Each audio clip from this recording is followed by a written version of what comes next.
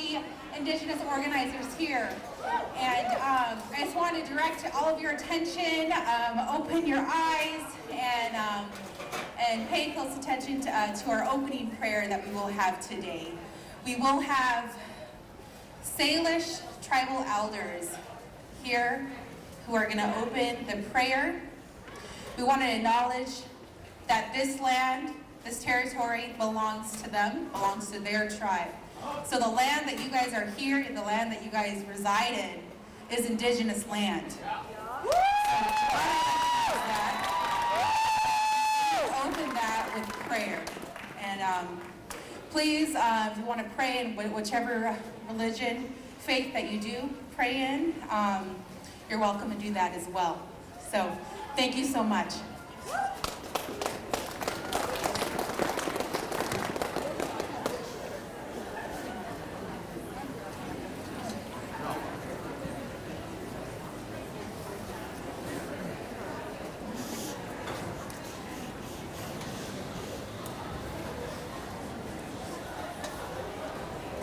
London Specia, London Specia, Lucas Calcali, Castimelis,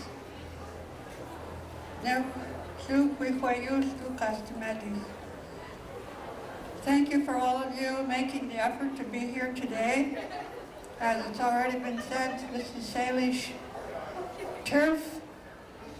And my grandma used to tell us along when we were little, and we didn't believe her. I didn't believe her anyway.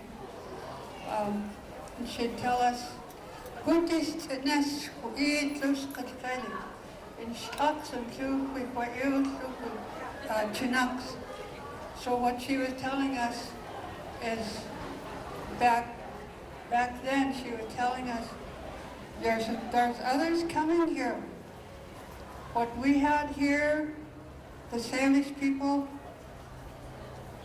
are going to want it, and they're going to take it. Well, guess what? They took it. But we're still here.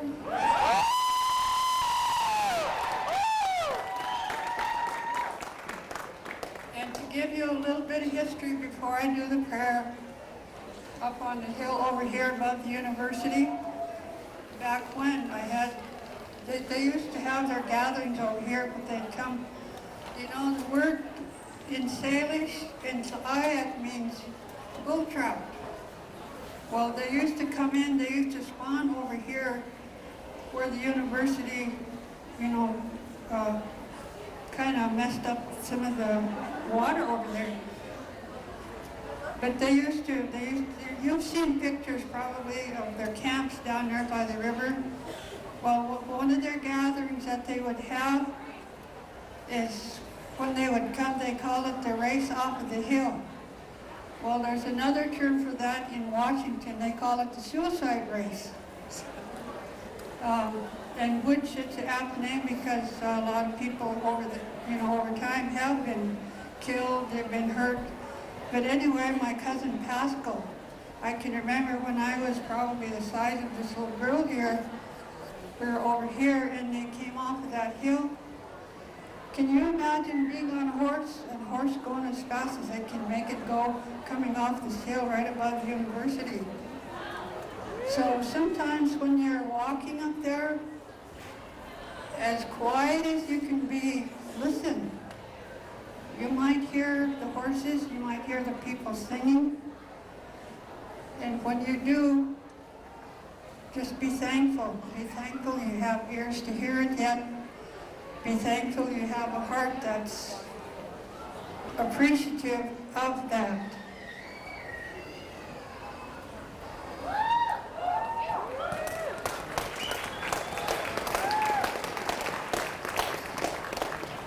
And I want to start, I'm going to do the prayer and I'm going to do it in Salish.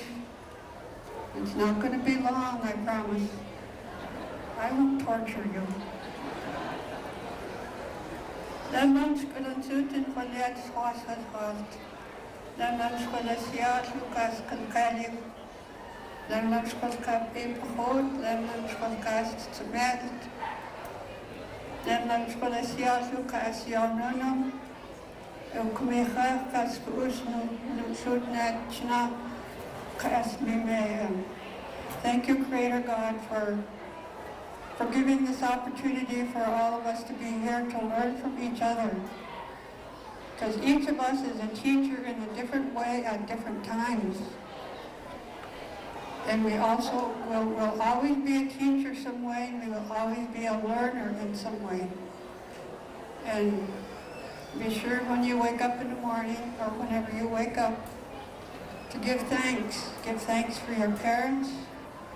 Give thanks for being able to hear and who you're going to see for the day. And thank you for the gift of water, and thank you for the gift of sight. I'm not bragging, just fact. I'm 82 years old.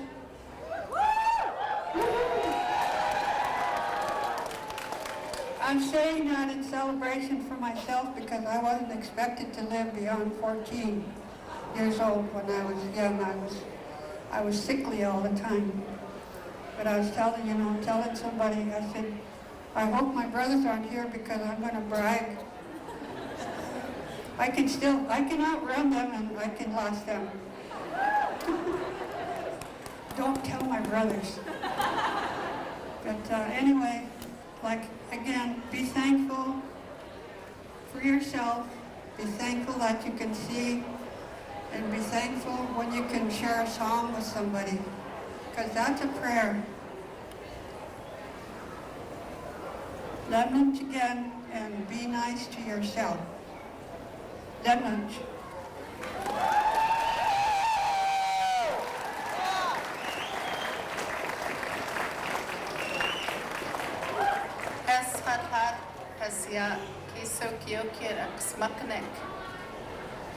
We are a family, Chief Joseph, of descendants from the Bitterroot Salish, from Chief Charlo.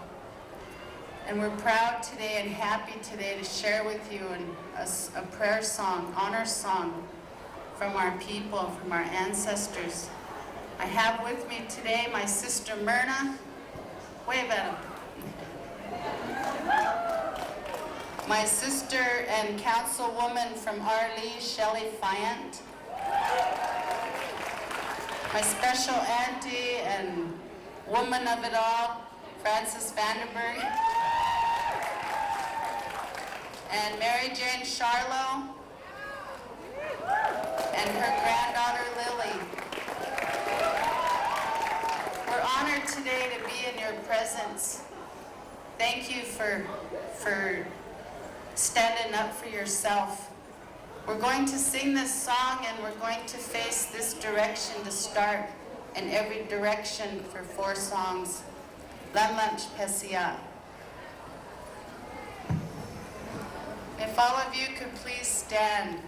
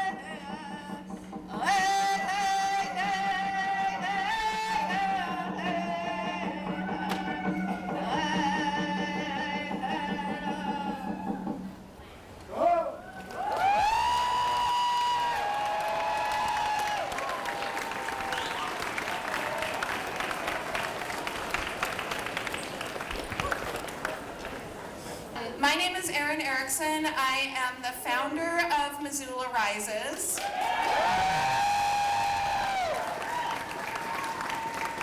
And if you haven't heard of us, we're an affiliate of the Montana Human Rights Network, and we're here to work for you. We represent progressive values. We're nonpartisan. Feel free to find us on the web, MissoulaRises.com, and we are very action-oriented. So if you want to jump in, join us. Okay, so today, I just want to let you know what's going to happen.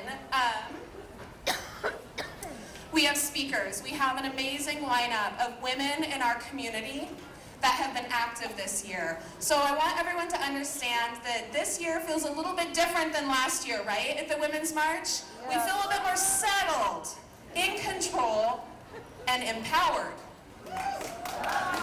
We're here to work. We're here to celebrate the activism that has occurred in our community over the last year.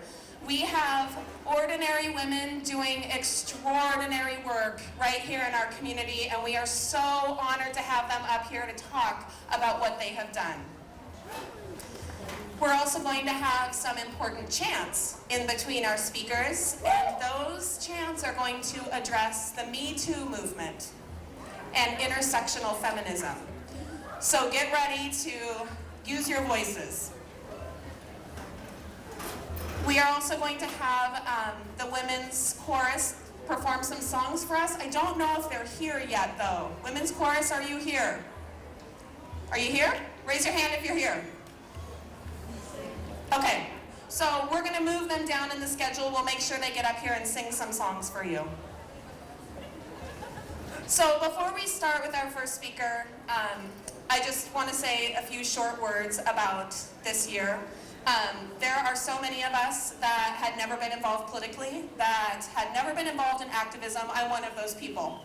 I was in my own bubble. I decided after the election we needed to do something, and I feel so honored to work alongside the women and men and everyone else in this community. And I want to give a special shout out to our nonprofits that really made space for new activists and helped us along this year. So thank you to the incredible nonprofits.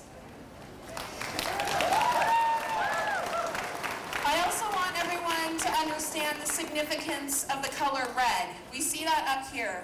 Lauren has gifted Rebecca, Weston, and I with red scarves. You see the color red everywhere. Volunteers have red sashes. The significance of that is to shed light on missing and murdered Indigenous women right here in our state, our community, and throughout the nation. So you'll be hearing about that today as well. And in terms of the work we've done this year, I want to read you a little something that's adapted from one of my favorite authors and researchers. Her name's Brene Brown, and if you heard of her. So this incorporates her concepts, and I feel like it really applies to our community and our nation this year. There is no greater threat to the critics and cynics and fearmongers than those of us who are willing to fall, because we have learned how to rise. With skinned knees and bruised hearts, we choose owning our stories of struggle over hiding. We choose it over hustling, and we choose it over pretending. When we deny our personal stories, they define us. When we run from our struggles, we're never free. So, we as a community, we turn towards truth, and we look it in the eye.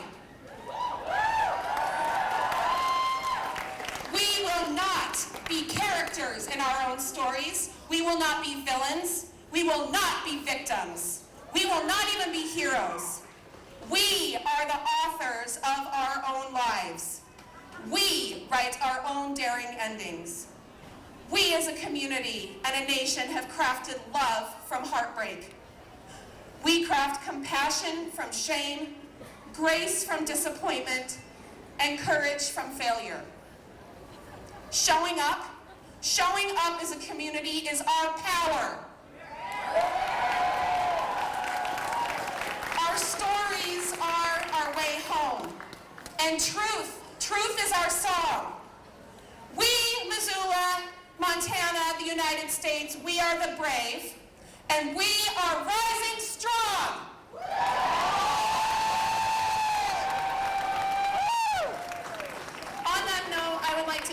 introduce one of my close friends and organizers that I just met a year ago, Rebecca Weston. Wow. I don't know about you, but I love looking at all the streams of people still coming in. Just take a look at all that. They're not done. I heard there are thousands. And so, like Lauren said before, and then Aaron, welcome to the first anniversary of the historic and global Women's March. We are so not alone, as we all can tell. I remember speaking in Helena last year about how the stars are brightest when the sky is darkest. And we urged people to become their own stars, their own beacons in the face of Trump's election. Well, on this stage and in the crowd, it's obvious that we have become our own stars. And just as ordinary folks like us for hundreds of years have fought and won historic battles for social safety nets, for civil rights, for reproductive rights, for marriage equality, we are here today to both continue that tradition of activism and to celebrate 1 year of struggle. A struggle that's not always easy, to be a truly intersectional movement, and a struggle to bring social and economic justice. It's an amazing, amazing program that we have coming up, and I have the honor of introducing the first person. How does one introduce Lauren Small Rodriguez? Very carefully. She stands taller and with more righteous confidence than nearly anyone I know. Her voice for justice is intensely clear, warm, and compassionate. It has truly been an honor to get to know Lauren as we work together at the Women's March in Helena, as we attended the Women's March Convention in Detroit, and as we keep deepening our efforts to fight racism in our community. Lauren is a member of the Northern Cheyenne Tribe and comes from a family of inspiring activists. She herself is an Indigenous and sovereignty rights activist. She is also an activist for environmental and water rights and actively supports the resistance at Standing Rock. She is the first female Northern Cheyenne woman to be a member of the United States Coast Guard.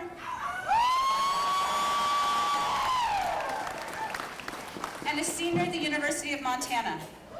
She works with several organizations, including Native Generational Change, and Lauren advocates for Native students at the university and serves on the Native American Student Advisory Council.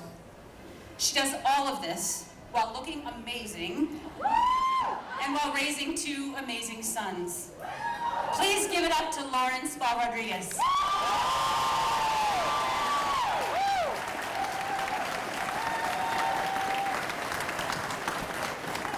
Thank you, Nash. Thank you all. Wow, thank you, Rebecca. Thank you for that intro.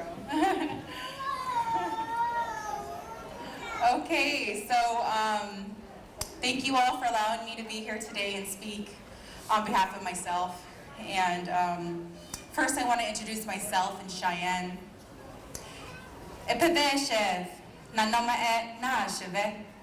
That means, hello everyone, my name is Thunder Woman, and it is nice to meet you.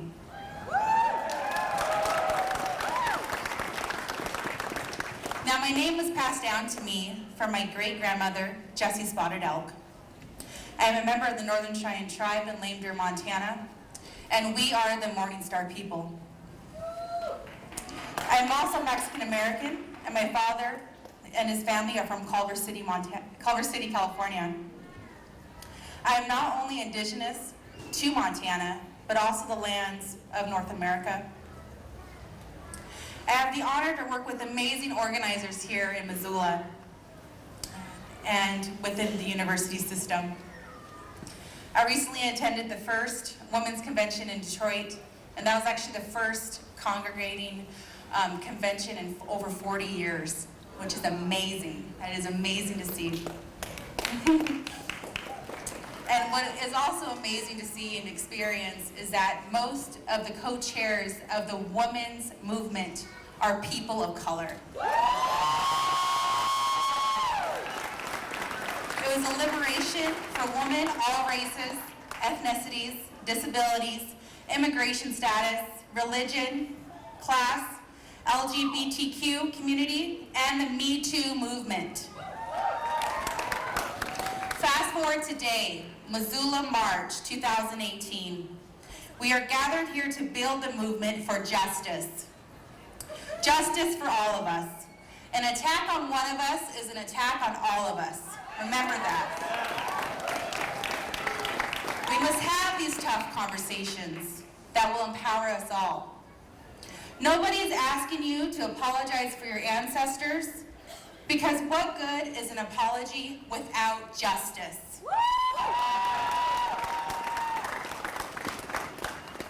We are asking you to dismantle this system of oppression that this country is built upon, that you maintain and have benefited from. We are asking for equality and for justice. Now let's talk about power. In the year 2018, take a look at those who are in the positions of power in this country. Do they look like me or you? No, they do not. Do they know more than we do? That answer is no. I want you to respond with no each time I make a statement. Okay. So, do they know what's best for our bodies? No! Do they know what's best for our children? No! Do they know what's best for our homelands? No! There you go. But this is still the reality that we face in 2018. Why are women still voting for men as President of the United States who devalue women?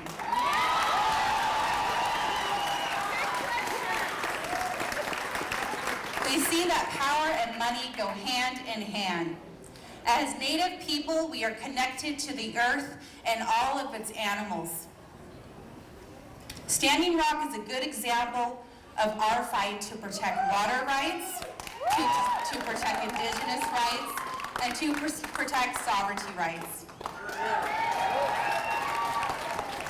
And then you ask yourself, why are pipelines being built on Indigenous lands and not in the white border towns and communities? Why are we the first target? Why have we been the first target? Please ask yourself that. As women, we are the first environment. We carry our babies in water. We know that water is essential to life and our future. We must do whatever it takes to protect the sacred waters and to protect our sacred children. There are over 5,000 missing and murdered Indigenous women today, and there are still more that are undiscovered. This is an epidemic that no one wants to talk about. Native women and children are being abducted by the thousands today. They're being tortured, they're being abused, and they're being killed in the most awful and the most shameful ways possible. Human trafficking targets the vulnerable. Those are the people that we need to protect, and those are the people that we need to stand up for. The Super Bowl is the largest human trafficking event in this country. We must open our eyes and fight for justice for them and for all of us.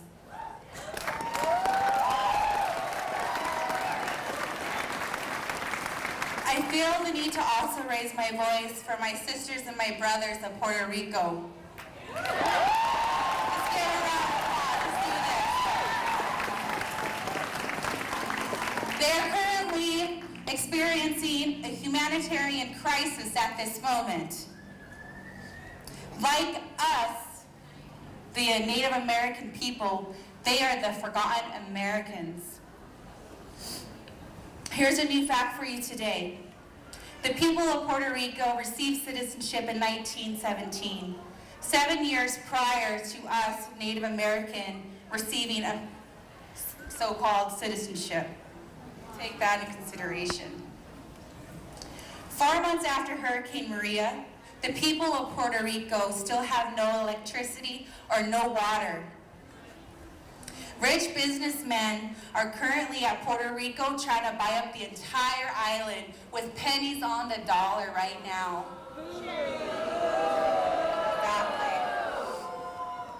If they succeed, this will truly be a cultural genocide for Puerto Ricans and indigenous people of their own land, of their island. And what hits close to home for Montanans is that Secretary of the Interior, Ryan Zinke, who allows his hometown neighbor from Kalispell a $300 million contract to so-called restore Puerto Rico with electricity here in Kalispell, Montana, without us Montanans knowing this. This has to stop. This is a classic example of the old boys seizing power and wealth. We must take a stand against that as Montanans, as people of Missoula County and surrounding areas, that no longer will we have those type of men in power exploiting our lands, our indigenous people, and our indigenous rights.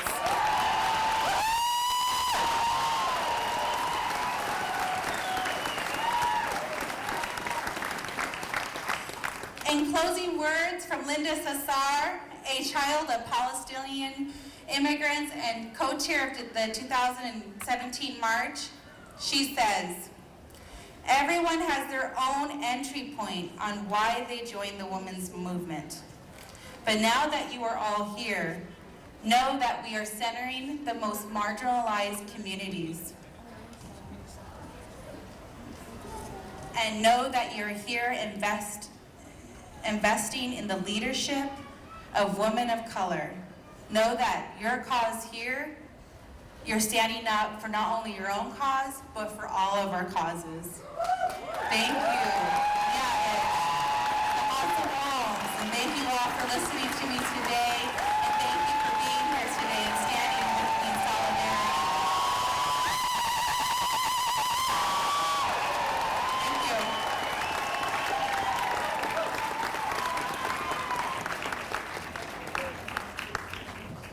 Okay, but thank you, Lauren, thank you. We have a lost little kiddo up here. Does anyone recognize this child as their own? If it, over there? Okay, thank you. Careful, get the toe.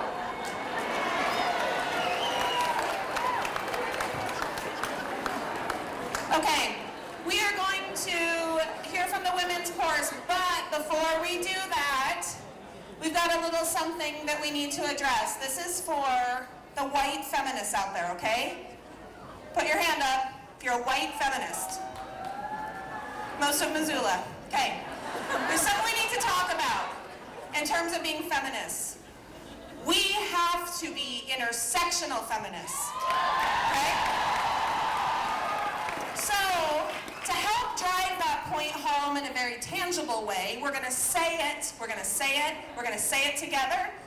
In between each speaker, I'm going to say, my kind of feminism means, and then I'll say it, and then I'm going to say, if your kind of feminism does too, then say, me too, okay?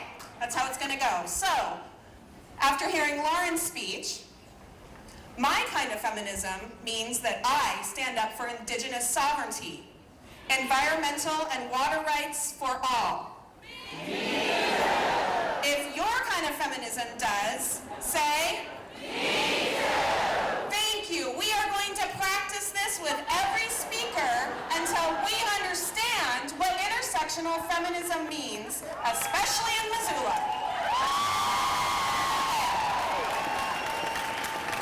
Now, we have a special treat from the Montana Women's Choir. Beth, if you would come up.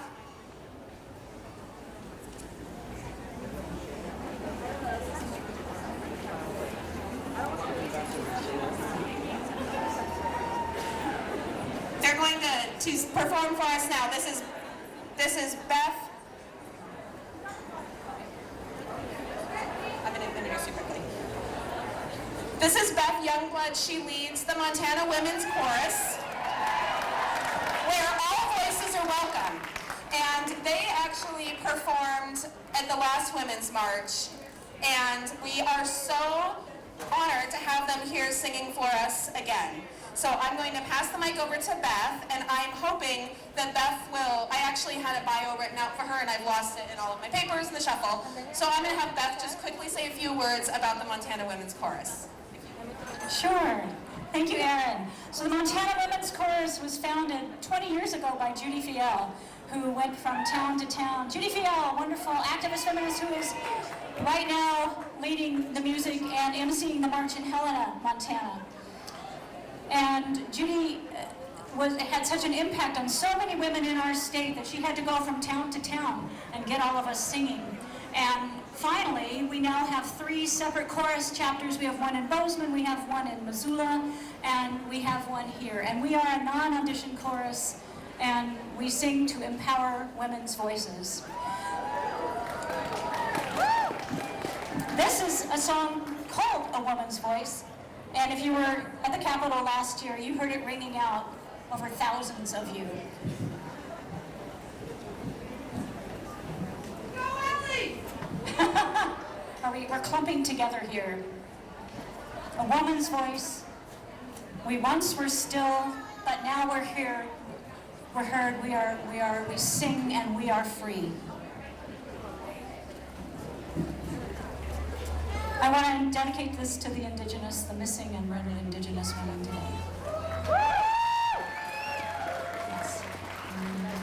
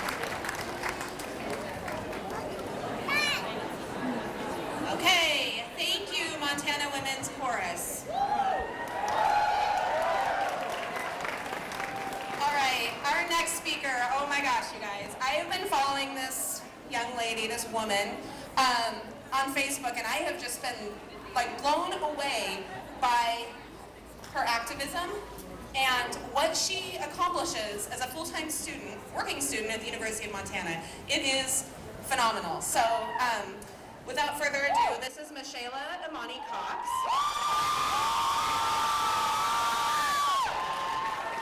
Michaela is a senior at the University of Montana studying Spanish and African American Studies. She works on campus as a program coordinator for the Student Involvement Network, as well as a campus leader for the advocacy organization ONE. She is the president of the third oldest Black student union in the U.S. And here's the part, you guys. She has organized this year the Black Solidarity Summit at the University of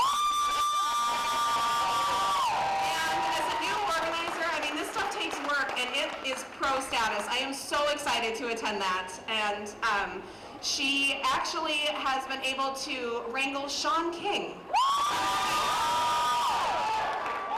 Michaela utilizes her positions on campus to spread knowledge and foster dialogue about social inequities, and we are so fortunate to have her at the university and in our community. So welcome, Michaela.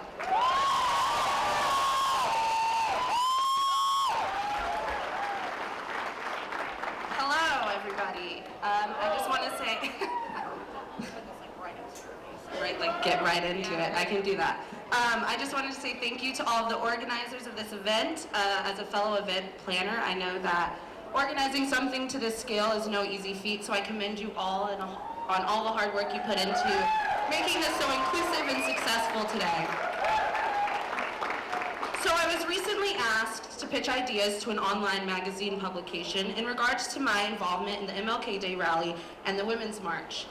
And as I thought of pitches and prepared my speeches, I had trouble distinguishing between what I wanted to say at the rally for MLK Day and today here at the Women's March. And I realized that this unsureness of what to address at each rally was a result of the inherent intersections of the two events and how I related to each of them. And I realized that everything that needed to be addressed at one rally needed to be addressed here, if not more. I'm sure many of you are familiar with the controversy surrounding the Women's March last year. And if you're not, basically what happened was many women of color felt disenfranchised once again and underrepresented in the resistance. And I mean, you can understand our frustrations when a majority of white women voted for the shithole of a president we have today.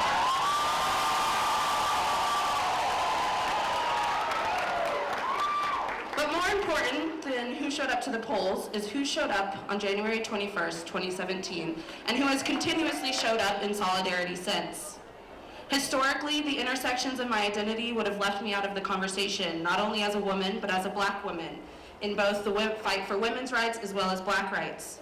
Today, there are now movements led by women who resemble me, and there are spaces like this one for women of color to speak up and call out social injustices as we see and experience them.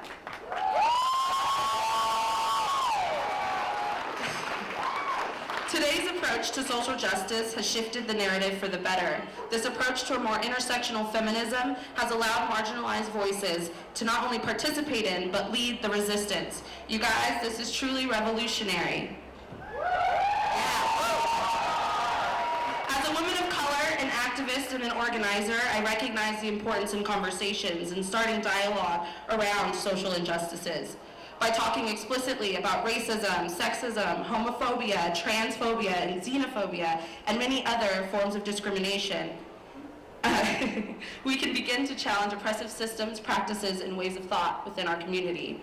I challenge all of you to call out discrimination, misinformation, and racism as it occurs within your own communities, to educate yourself and others, and challenge the people around you to help dismantle oppressive systems.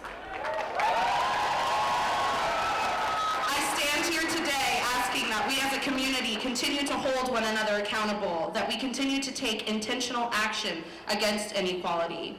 The journey to being more conscious is not quick nor without struggle. Being an ally is a verb. It is an ongoing process of listening, learning, and implicating changes within our lives to better the lives for future generations. We must show up for one another, not only for the groups within which we identify, but more importantly for those outside of our own communities. By bringing forward the voices of women of color, we are empowering a portion of society that has historically been ignored. We will no longer silence our trans sisters and our sisters of color. We will listen and encourage one another. We must challenge racism, sexism, homophobia, transphobia, and other forms of discrimination as we see them. To do so, we must first acknowledge our own privileges and check them, know when to speak up in support of others and when to step back and let others drive the conversation. While I can acknowledge the discrimination I experience as a Black woman, I must bring equal attention to the injustices Native, Hispanic, and LGBT people face in America. My identity as a Black woman, my identity as an American, hell, my identity as a human does not allow me, nor should it allow you, to be silent on issues of injustice. Attending rallies is a great way to start the conversation. The hard part is continuing it. To challenge our racist and sexist family members and friends, to call out hate speech in its tracks, to understand when it's appropriate to offer support silently. We must humble ourselves to the ongoing process of becoming woke. To do as MLK instructed and dedicate ourselves to a career of humanity, to commit ourselves to the noble struggle for equal rights. We must defy the status quo and disrupt the system. It starts with us, it starts here, and it continues with all of you. Standing up and dedicating yourself to the fight for equity. It won't be easy, it won't be quick, but damn, will it be worth it. Thank you.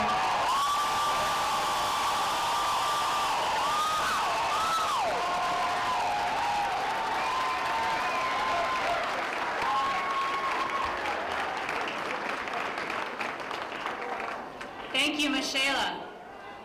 And in response to her speech, there's something that we need to say, that we need to own, and that is about our feminism. My kind of feminism knows that specifically Black lives matter. Specifically, we demand justice for Black men and Black women.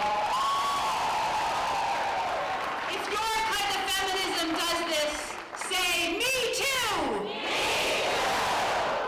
Thank you. And now it's going to be my privilege to introduce our next speaker, Anita Green. How do I know Anita?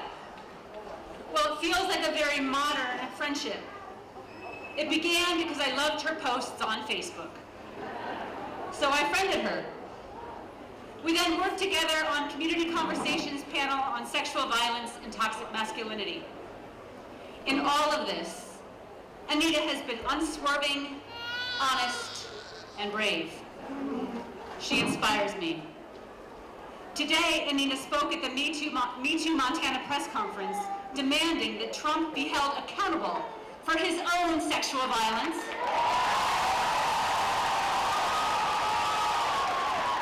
and that our state legislators, including Scott Sales, that our own state legislators take action on behalf of trans women in Montana. Anita is a queer rights activist.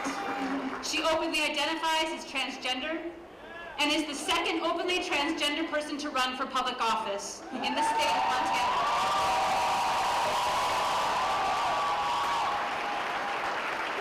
And the first to run for public office in Missoula.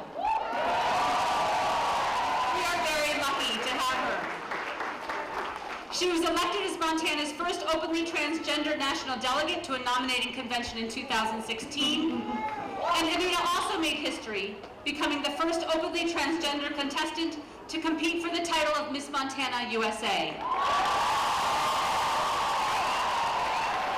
We need to watch for her voice, listen to her voice, and especially vote for her if we can when she's competing for the crown again this year and for whatever elected office she chooses to run for again. To present Anita Green.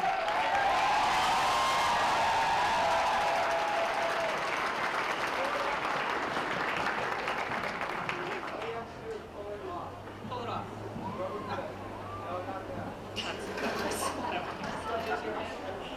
That works. Kind of tall.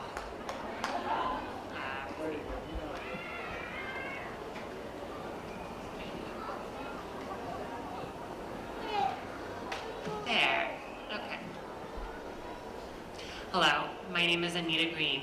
I am a transgender woman, and I am a survivor of sexual assault.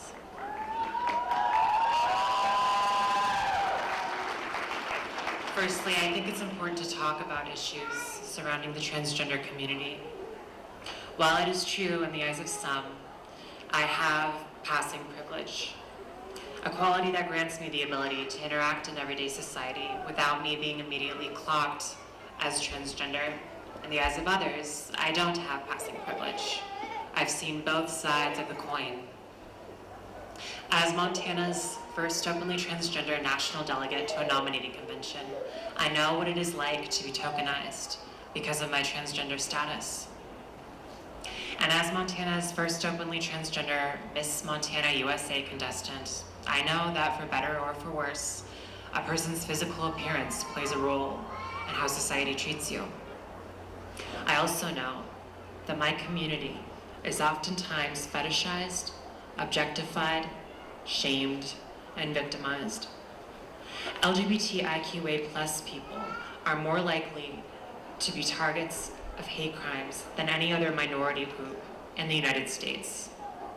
According to splinternews.com, there are about 3,000 transgender people living in Montana.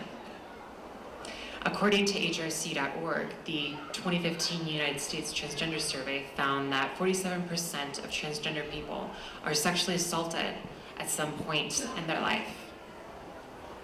Among people of color, American Indian, 65%, multiracial, 59%, Middle Eastern, 58%, and Black, 53% respondents of the United States 2015 Transgender Survey were most likely to have been sexually assaulted in their lifetime. Last year, there were at least 26 transgender people murdered. Most of these people were transgender women, and 24 of those people were people of color. Already this year, a transgender woman by the name of Krista Lee Steele Knutslian was murdered. As a survivor of sexual assault, I know the ramifications associated with sharing my story. I've lost friends because I was sexually assaulted.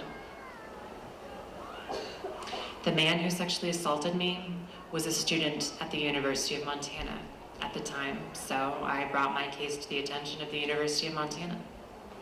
An administrator at the University of Montana said to me while she was investigating my case, "So Anita, who kissed who first?" As if it matters. My assailant's attorney is a lawyer who lives in Missoula, and his name is Craig Shannon. In a news article written by the Missoula Independent, Shannon called my story a, quote, fabrication, end quote. Shannon went on to say, quote, "She was a man. That was confusing for Obi," end quote.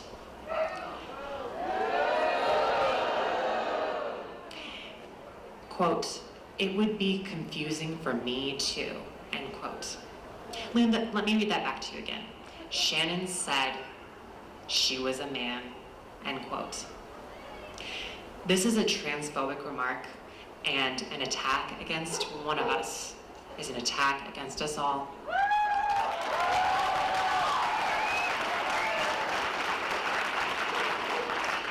And we need to hold Craig Shannon accountable for his transphobic rhetoric. And if there is any doubt in anyone's mind that he said this, you can look it up. It's on public record. After people began hearing about my story, I had one former friend say, quote, "If Anita didn't flirt with every guy she sees, this wouldn't have happened to her. She had it coming," end quote. I had some people say to me that as a transgender woman, I need to disclose my transgender status before interacting with a man who might potentially be interested in me. Some doubted my claim because, quote, "there wasn't enough evidence," end quote, to support what I was saying, even though I had a black eye and my assailant openly admitted to grabbing my crotch. Still, others flat out called me a liar. Then there were those who said I deserved it because I'm a bitch. And finally, I was told that I deserved to be sexually assaulted because I'm a slut. To everyone who has said this to me, or about me, or to anyone else for that matter, hear this. No one needs to disclose their transgender status. I do not need to disclose my transgender status to anyone in order to protect myself from being sexually assaulted.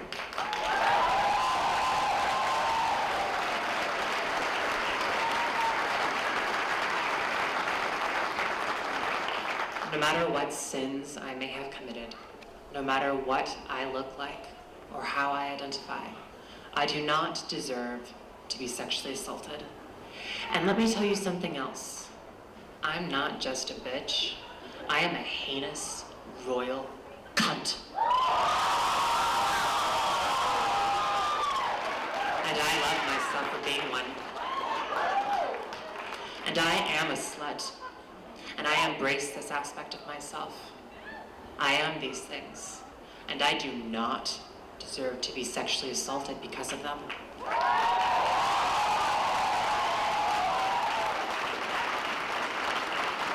I do not deserve to be sexually assaulted. No one does. No one. No one.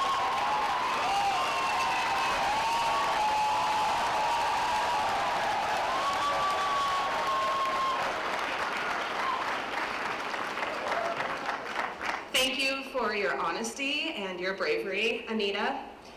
Feminists, white feminists, get your voices ready, get your Me Too's ready. My kind of feminism knows that women are not defined by what is between their legs. If your feminism does too, say, Me Too! Thank you. Okay, before we move on, a few quick things I need to say. First of all, we want to extend a huge thanks to the businesses in this community that helped us out. For those of you that don't know, the group of women that planned this Women's March, we did it in 2 weeks. And we had no money. We don't really have a specific organization. Missoula Rises was technically the fiscal sponsor, but we don't really have funds. So we beat the street and tried, Nancy McCourt actually did, and tried to get as much money and fundraising done as we could. And our businesses were so supportive, and within 2 weeks we were able to get porta potties and heaters and stage and sound systems, and even have some money to give as a gratitude to our Native American singers and drummers. So I have to say thank you to, number one, MCAT. This entire presentation is being recorded by the Missoula Community Access Television as part of a media assistance grant that's being donated by MCAT. And if you want to get a DVD of this event, so you can hear the speakers again and share it, MCAT will sell those for $20. And they have agreed to give all of the proceeds to Missoula Rises so we can help do more events with this community coalition of amazing women. The other businesses that I'm going to briefly and quickly acknowledge are Betty's Divine, Big Dipper, Grizzly Grocery, Vim and Vigor, Guys and Chicks from 406, Mountain 102.5, Bodies by Bender, an organization close to our heart, the Jeanette Rankin Peace Center, Res Care, Burn Street Bistro, Tiffany Photo, Portico Real Estate, Imagination Brewing, Montana Conservation Voters, Butterfly Herbs, Mike's Print and Copy, and Sheer Prophecy. We also want to acknowledge our certified ASL interpreters, Bonnie, Kieran, and Brandy Reinhardt. Thank you. And we will be listing some more, but I also want to extend a sincere thanks to the women that just stepped up as a circle of leadership, and we planned this event together. And I just have to note, there wasn't one specific leader as part of this planning process, and it was phenomenal to see the way that we worked together to pull it together. So never doubt that a group and a circle of strong, diverse, intelligent women can get shit done real quick.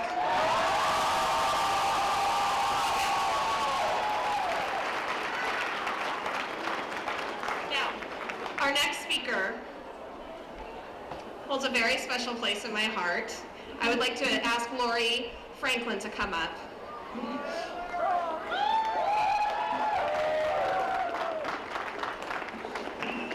going to introduce you. Some words to say about Lori. Lori is the spiritual leader of Har Shalom, a Reform Judaism affiliated congregation in Missoula, Montana. She is also a senior rabbinic candidate in the ALEF Alliance for Jewish Renewal Ordination Program, anticipating ordination in January 2019. But here's what I want to say about Lori from a personal perspective. When Missoula Rises started as just like a group of friends last year and we needed a space, Lori opened her arms, her heart, her space at Har Shalom for free. We would come, this little group, and she would make food for us. And she's one of the most, a Jewish mother, as she says, one of the most loving, open, spiritual people I have the benefit of knowing. So thank you.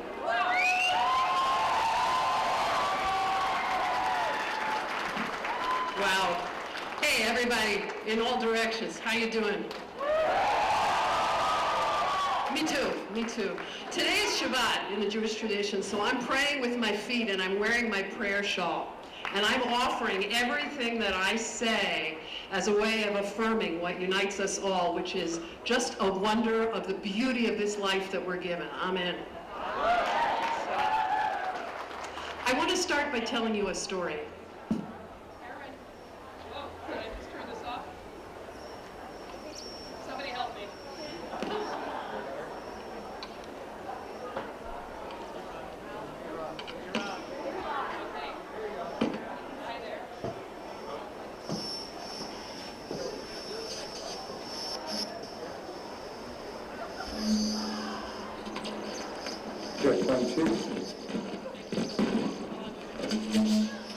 Okay, we're going to try again. Thank you.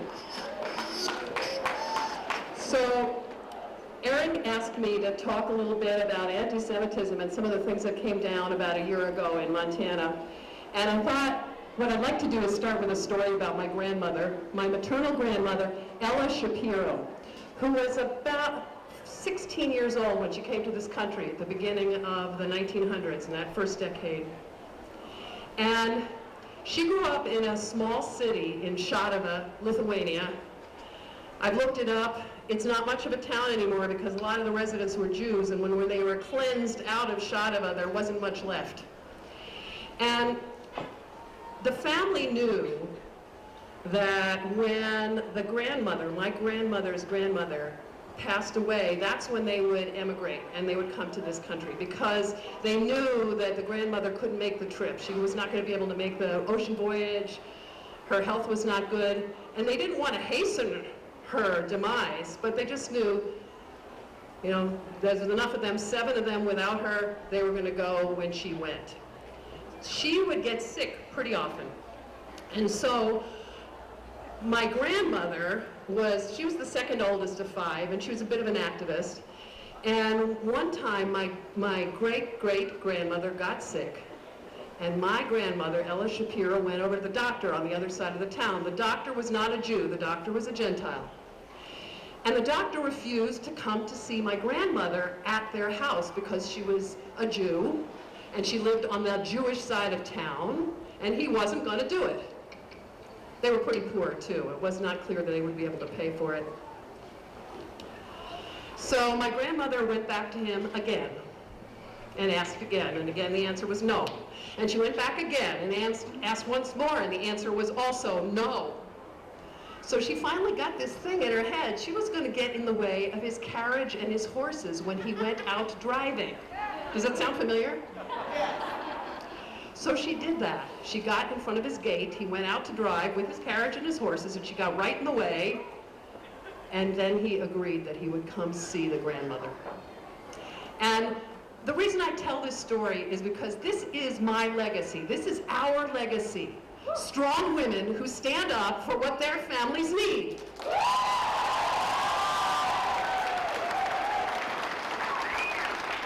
So let's fast forward forward to last year, a couple of months before now, right after the presidential election in November. In Missoula, there began about 5 weeks of anti-Semitic leaflets identifying themselves as being the product of the American Nazi Party, which characterized Jews as having a conspiracy to control the media and to poison American life. Lovely, lovely sentiment. Much more insidiously, up in Whitefish, Montana, 3 families were viciously targeted by Andrew Anglin, the founder of something called the Daily Stormer, named after a Nazi publication, the Daily Stürmer. He targeted these families because one real estate agent was falsely accused of trying to help Richard Spencer's mother sell a commercial property. And she was accused of extortion. And this unleashed a wave of negative trolling and doxing behavior at these 3 families that they're still recovering from today. And especially, imagine yourself as the parent of young children, and pictures of your children are being published on social media with the identifying Jewish star that the Nazis required of Jews in various countries that they dominated. And you're saying, what kind of world did I bring my kids into? I don't want this for my kids. So I read a really interesting article recently by Eric K. Ward, who is the executive director of the Western States Center, which is not an agricultural supply center. The Western States Center is located in Portland, and it is an advocacy organization which supports grassroots advocacy movements, such as our own Montana Women Vote. And Eric K. Ward says, let's take a look at anti-Semitism. What is it? You know, most of us, I mean, I'm a white passing Jew. You know, that's what I am. And people say, what are you talking about anti-Semitism? You know, you have it easy. Your people are doing okay. Well, yeah, my immediate people are doing just fine. I'm a rabbinic student in a program where we're kind of all shades. One of my co-students is from Namutumba, Uganda. He's not white. Some of my students' families come from Syria, Egypt, Iraq, Iran. They're pretty brown. So we're a spectrum. Jews are a varied ethnic group under a nominal religious banner. And so Eric Ward says, let's take a look at white nationalism today in America. What is it?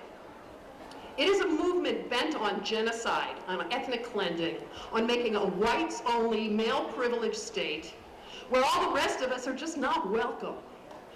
And we cannot allow this to become something normalized in public discourse. Our job is to stand up against this. This is not just plain old, oh, I don't like people that aren't white. This is, I want a state that has no people that are black or brown in it. And the Jews, by the way, go with that. The identity is considered to be the vanguard, the rallying cry, the recruiting cry for white nationalism. It's sort of the wedge issue to drag all the other ugly isms along with it, because white nationalists explain the triumph of civil rights and the loss of Jim Crow on the Jewish conspiracy.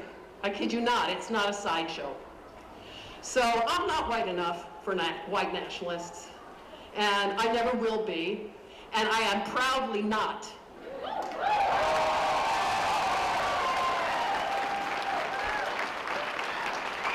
So here's a cautionary tale, and this is what makes this into a prayer. The minute we see white nationalists as other,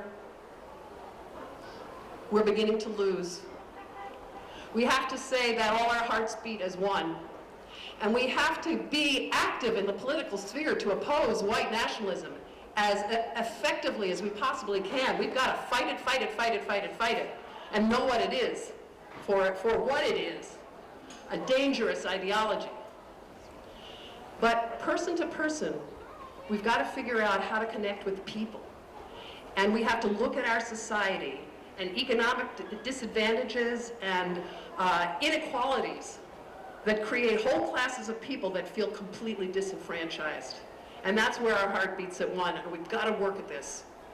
So work to the political solutions and work personally. You know, we have to do our own work, personal work, in order to repair the world. Thank you.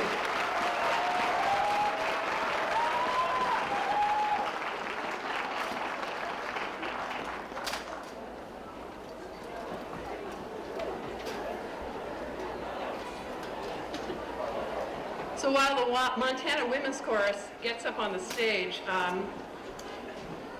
Beth Youngblood suggested that we, ooh, listen to that, that we do a song together. Hi everybody, how you doing? Yeah. So we're going to sing a song. I really need everybody's help because I'm on the tail end of a cold and I can barely sing. So just excuse the honking, and these guys have sound so beautiful earlier. I know they'll hold it up, and so can you. Here's some words. Od yavo shalom aleinu. You. Od yavo shalom aleinu. This means, in spite of all the bad stuff going down, peace will come upon us. So, Od yavo shalom aleinu. You. Od yavo shalom aleinu. Peace will come upon us. Ve'al kulam. And on everybody. Ve'al kulam. Okay, so that's the verse. Now we got a little chorus here. And so everybody has salam. You can say that. Salam, peace be. Aleinu, aleinu, on us. Ve'al kol ha'olam, upon us and upon all the world. Aleinu ve'al kol ha'olam. And that's the whole thing. So, and after a little while it sings itself, so you can, and you know, there's also a tradition in Judaism, if you don't know the words, you say, lie, lie, lie. You know, and it's fine, that's good, it counts. So let's try. Ojevo shalom aleinu. Ojevo shalom aleinu. Ojevo shalom aleinu. Ve'al kulam. Ojevo shalom aleinu. Ojevo shalom aleinu. Ojevo shalom aleinu. Ve'al kulam. Here's the second chorus. Azal salam. Aleinu ve'al kol ha'olam. Salam, salam, salam. Aleinu ve'al kol ha'olam. Salam, salam. Ojevo shalom aleinu. Ojevo shalom aleinu. Ojevo shalom aleinu. Ve'al kulam. Ojevo shalom aleinu. Ojevo shalom aleinu. Ojevo shalom aleinu. Ve'al kulam. Salam, salam. Aleinu ve'al kol ha'olam. Salam, salam. Salam, salam. Aleinu ve'al kol ha'olam. Salam, salam.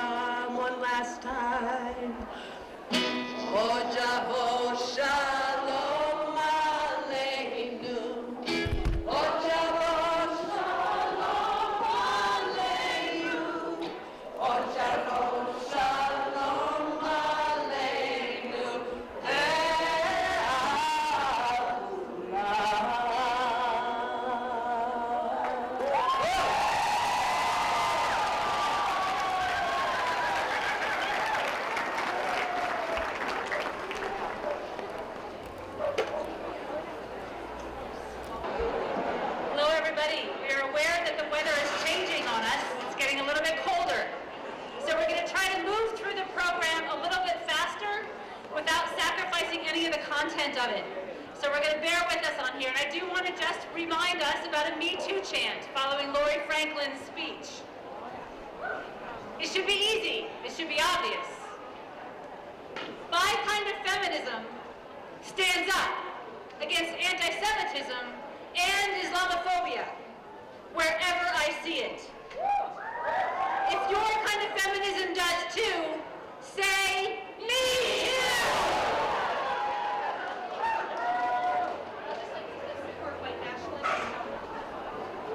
Exactly.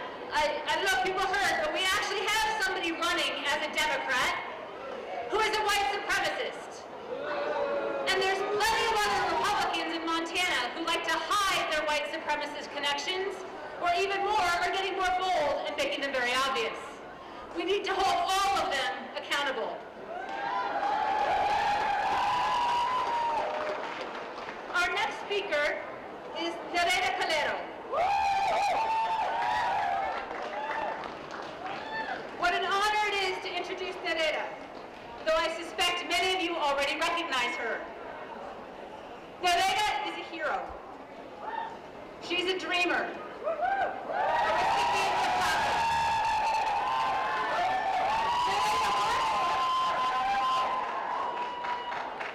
Nereida works at St. Patrick's Hospital, where she provides care for patients, some of whom attack her for her immigrant status.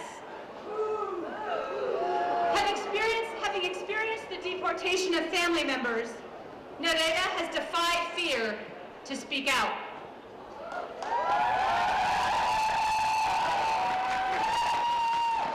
A few weeks ago, in collaboration with the Montana Human Rights Network and United We Dream, Nereida accompanied Jon Tester to lobby for a Clean Dream Act.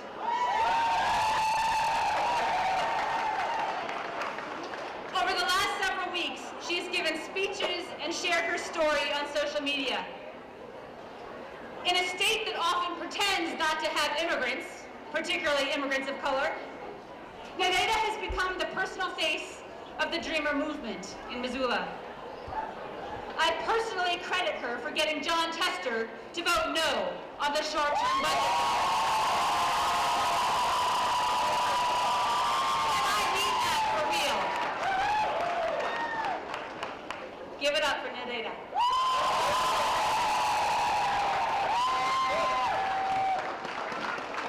Hi, my name is Nereida, and I'm a DACA recipient. That's Deferred Action for Childhood Arrivals. I came here when I was 8 years old to the United States. I'm 29 now, and I've never been back to Mexico, the country where I was born. I've been here for so long and still I cannot become a citizen, and we're waiting for the DREAM Act to pass in order for me to have a path to citizenship.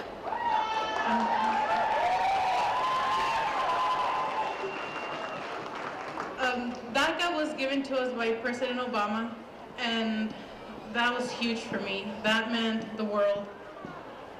I've always loved the medical field, and when I was little and I used to go translate for family members, my parents, to the hospital, I would see doctors and nurses on their scrubs, and I wish that was me, but I couldn't dream about it, right? I was illegal. I just thought about it, but when Obama gave us that work permit, it opened up so many doors. It untied my hands, it untied my feet, it untied my mind. I could dream, right? I could be what I wanted to be.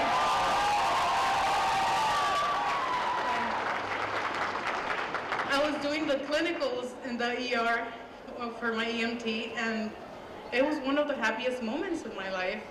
It was a dream come true, really. And I could finally provide a better future for my kids. I have 2 citizen kids, and it was hard providing for them being undocumented. But now things are going back now, again, since Trump rescinded the program back in September. And yes, he knew that a lot of DACA recipients will be losing their status, 122 every day. And yes, and some of them are getting deported right now. A judge stopped President Trump's decision on the DACA, but still a lot of people lost their jobs, so they cannot come up with the money that they ask us for. It's $500 to apply, plus other stuff we need to gather up. I'm gonna tell you how I started on this. I was at home the day that Trump rescinded the program, and I was watching TV and I cried when they said, no more DACA, right? And I said, I gotta do something about it. I looked at some dreamers on TV and they were fighting for it, getting arrested, and I said, I cannot just stay here and not do anything. I gotta go out there. So I went to the store, bought some signs. I didn't know where I was gonna use them, but I met some signs. I said, where am I gonna go? You know, at least I have this, you know, it's a message. And so I messaged Ms. Rices because a nurse at St. Pat's told me about them. So this way, I joined them in a march that they had here at the Orange Street Bridge. And from there, the people from United We Dream saw me and they invited me to go to DC. So Tester gave us a private meeting. Even though he had voted no for the DREAM Act in 2010, this time he just changed his mind. You know, it was very awesome. So there I am, one day crying over this, not knowing what I could do for Dreamers. And then 3 years after, I'm sitting with Tester at the same table in his office at the Hart Building. Thank you. I feel that for me, if they pass the DREAM Act, it will be such a great thing. This is my country. This is a country I love. If they pass the DREAM Act, the Dreamers will contribute to society $765 billion in the next 10 years. So I don't know why the president is not wanting to give us a DREAM Act. Seriously. He's just... Really, I don't get it. I know he's all about the money, and this time he's not wanting to give it to us. But, oh well. Yes, people need to know, some people have said, why aren't you a citizen yet? Why are you still here, you know, under DACA? Because I can't. If I could, I would be a citizen since forever. But it's just not an option for us. I contribute to society, I pay bills, you know, I pay my taxes, I pay for everything. I don't even qualify for school tuition. You know, everything has to be out of pocket. They don't let us do it. Some people think we come here and take, no, we don't. You know, we are giving to society. We are not taking anything.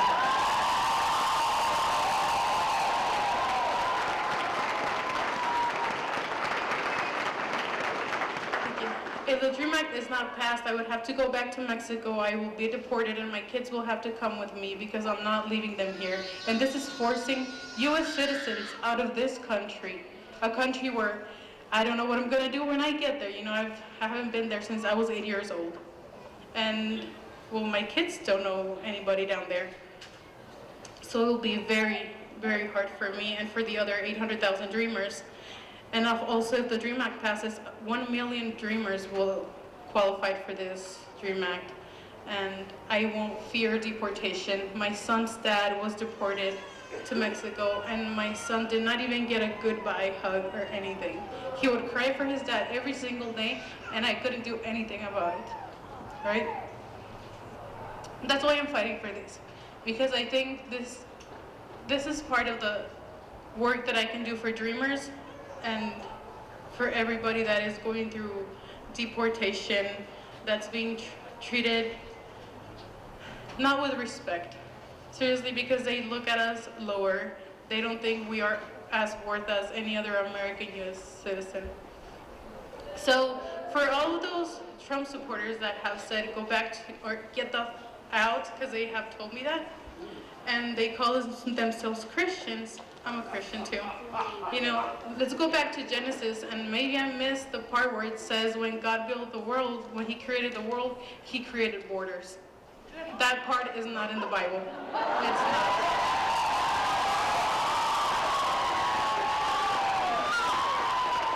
So, yeah, they call us some Christians, but they don't support us. And there's Leviticus Let me show you. Let me read it. I have it on my phone. Sorry, it's taking time. So, the foreigner residing among you must be treated as your native born. Love them as yourself, for you were foreigners in other lands. I am the Lord your God. So, let's go with that. Thank you so much.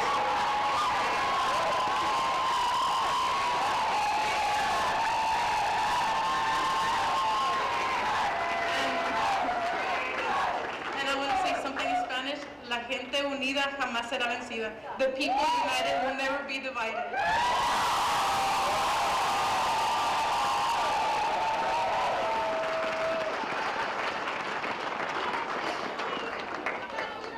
If that has moved you, each of you need to figure out where you draw your line in the sand.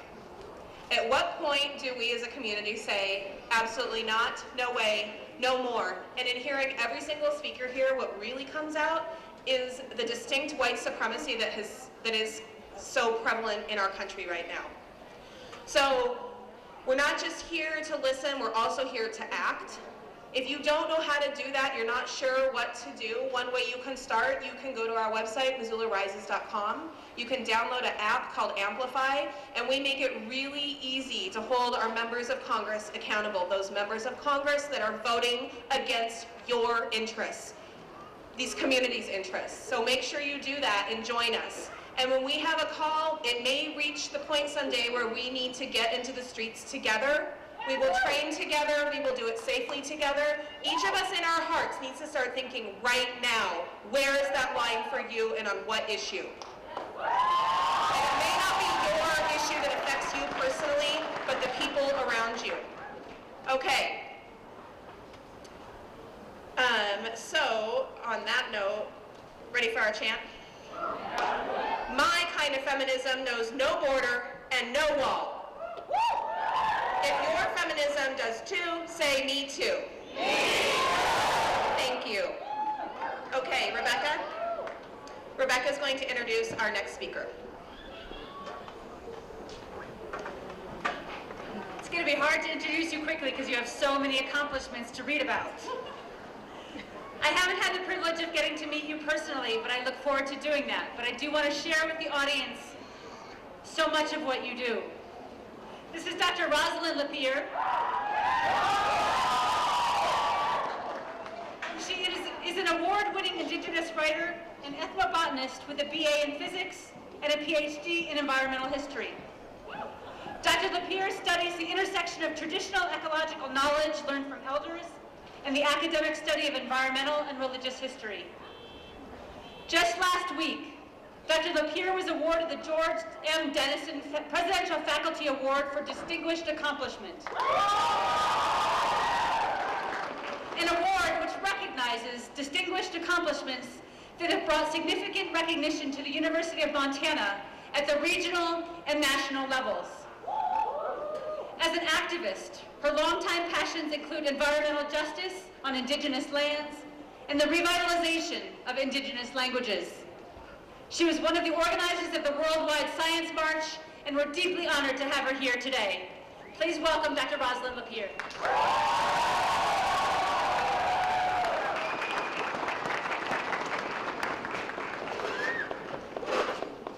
Thank you. There's a tried and true are still here right now. The crowds have been thinning. So I want to begin by acknowledging the Salish women who are here. This is their land. Okay. Okay. Don't be silent. Okay. Oops, sorry. I guess I wasn't speaking into the microphone. Okay, I want to begin by acknowledging the Salish women who are here, on whose land that we are spending our afternoon.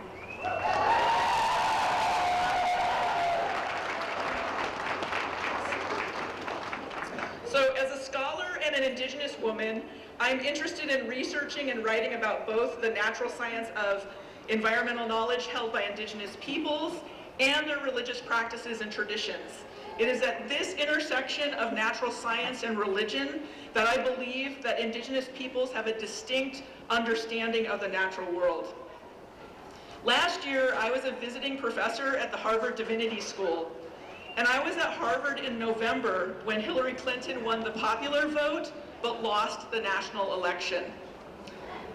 On campus, it was a shock of epic proportions. Harvard actually canceled class the next day. That day, Harvard began a discussion about what the role of scholars and scientists would be in the new administration, what voices would be heard, and who would be silenced. That is what I want us to think about today. After last year's Women's March, a discussion began on social media about a march for science. Within hours, thousands of people, and then tens of thousands of people, and then hundreds wanted to act, and I was one of them. I volunteered to serve on the National Steering Committee to organize the March for Science. I volunteered for two reasons. One was because of what I saw as an assault on science by the new administration, especially as it impacted tribal communities. And second, because I believe that for Indigenous voices to be heard, Indigenous scholars and scientists had to be at the table. I was the lone Indigenous volunteer at the national level, and the majority of volunteers at the national level were women of color.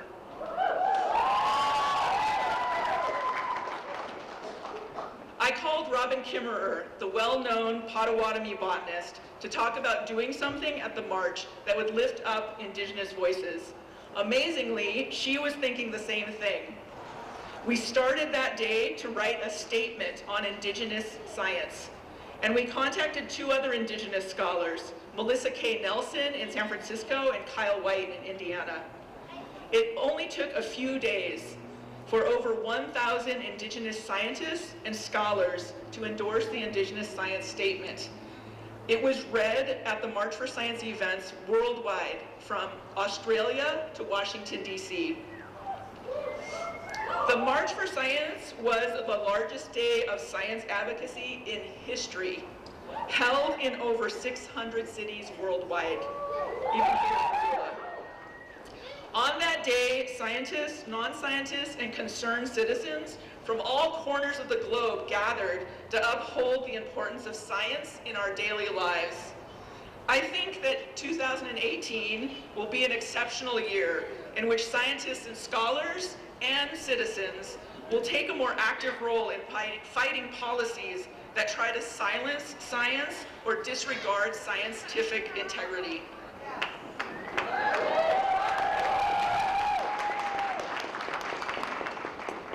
The March for Science recently launched the Vote for Science campaign, a year-long initiative that aims to bridge the gap between science advocacy and civic engagement.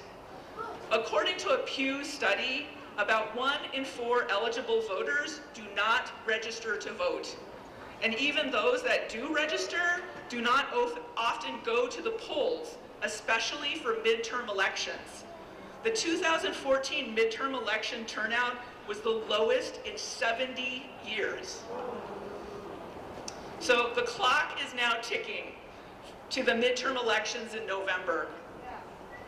It's time for us to hold our political leaders accountable and tell them that when science is attacked or silenced, it impacts the health and welfare of their constituents, us, the citizens.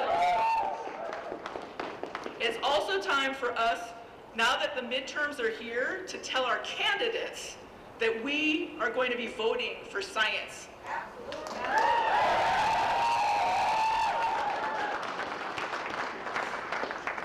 It's also time, as we wrote in the Indigenous Science Statement, to engage the power of both Indigenous and Western science on behalf of our living Earth.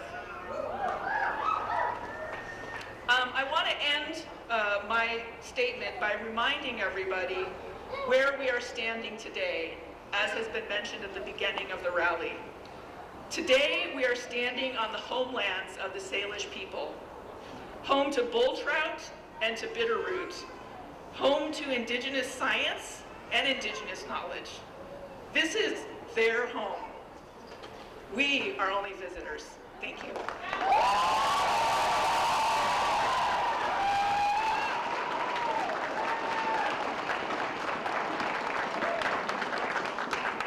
Thank you, Dr. Lapierre. Okay. My kind of feminism knows that the right to speak one's own language is a human right, that environmental justice is indigenous justice, and that science must recognize the expertise of Native women. If your kind of feminism does too, say, me too! Okay, next up, we have Jenny Montgomery and Heath Montgomery. And in the interest of time, I'm going to start introducing you, Jenny and Heath, as you come up here.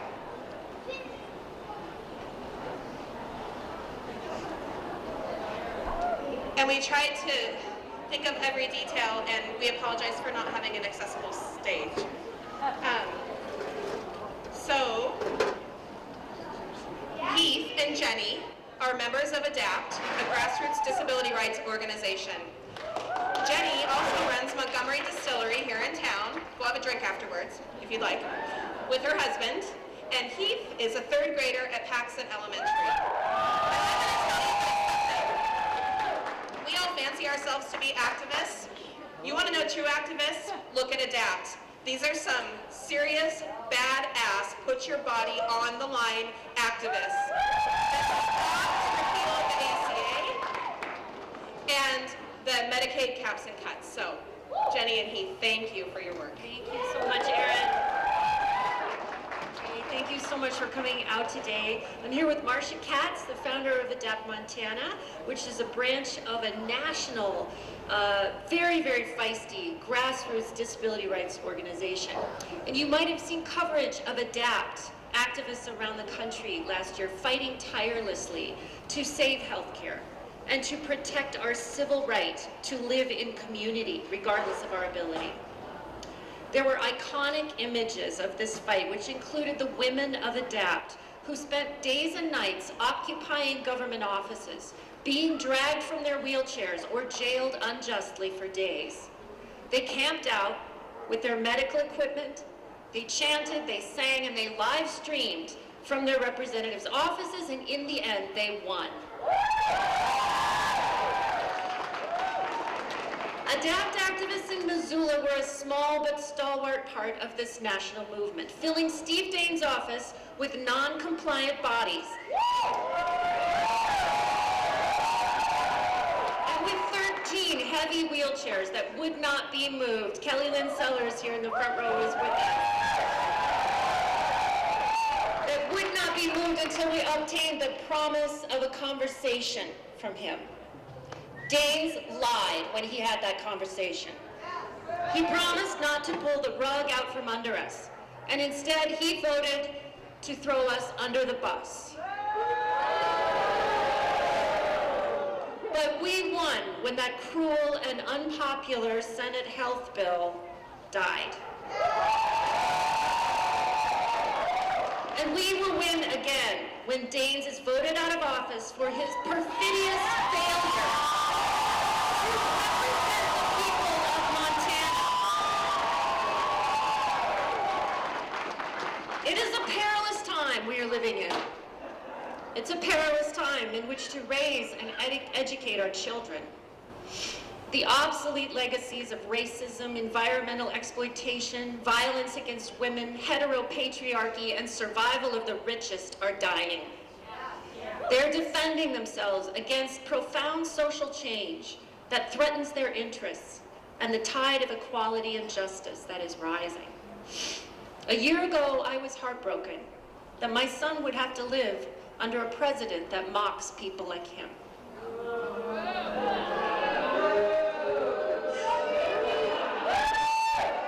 But today, I am so proud that he is growing up in the midst of a powerful resistance that holds him up and will not surrender people of different abilities to a future of oppression. Intersectional Intersectionality has characterized this resistance from the beginning. Standing together, clearly facing threats to all of our dignity and humanity, our resistance is building new leaders, new candidates, a new generation of citizens that will not rest until the principles of justice and equality represent us once again in the halls of power. Hopelessness and disengagement are widespread in our communities, and in 2016, nearly half of eligible voters, 231 million people, did not vote at all in the presidential election. And that is more than 3.5 times as many as voted for President Trump. That's depressing, but it gives me hope, because it is within the power of those many millions who feel their voice is of no consequence to take this country back. For most of history, women have been told their voice is of no consequence. Children have been told their voice is of no consequence, and people with perceived limitations and differences, indigenous peoples, have been told their voice is of no consequence. We must work every day to remind ourselves and to remind our neighbors that each of our voices matters, and that each of our voices is desperately needed. And if we can accomplish that, we can turn this ship around. I'm going to give the microphone to Heath now.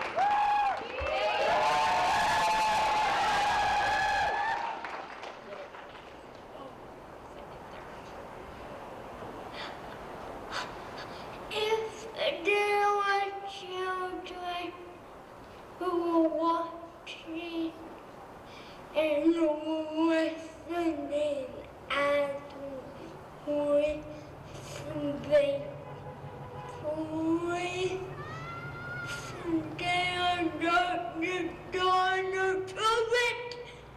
So Congress to impeach him. So Congress to impeach Donald Trump.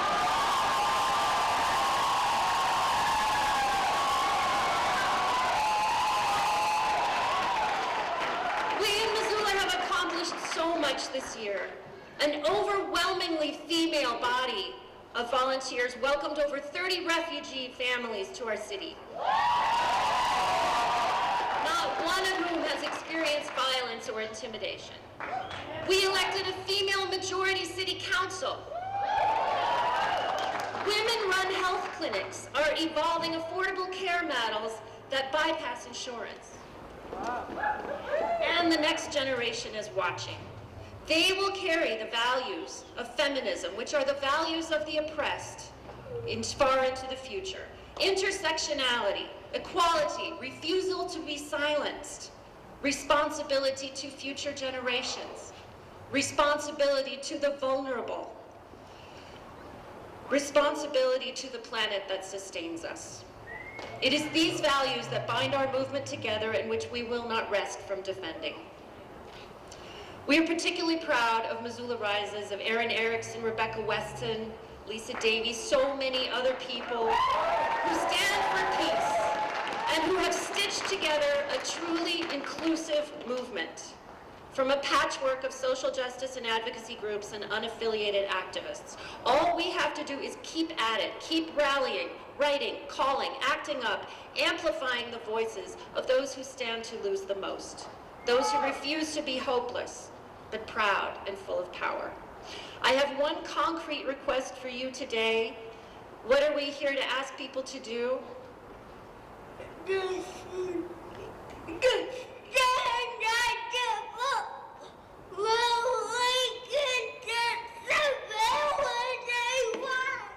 Okay, so there's a bill in Congress many of you haven't heard of. It's called the Disability Integration Act, and it's absolutely critical.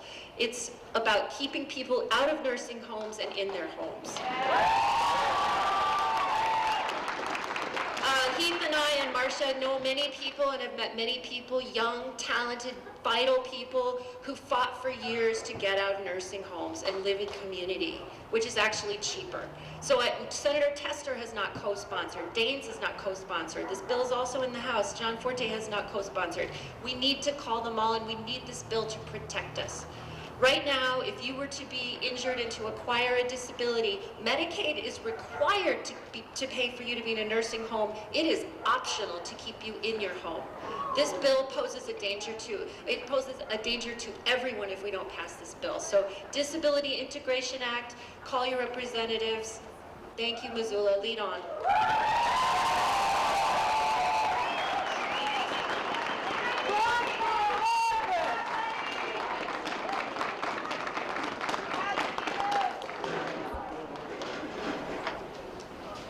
Thank you, Heath, and thank you, Jenny.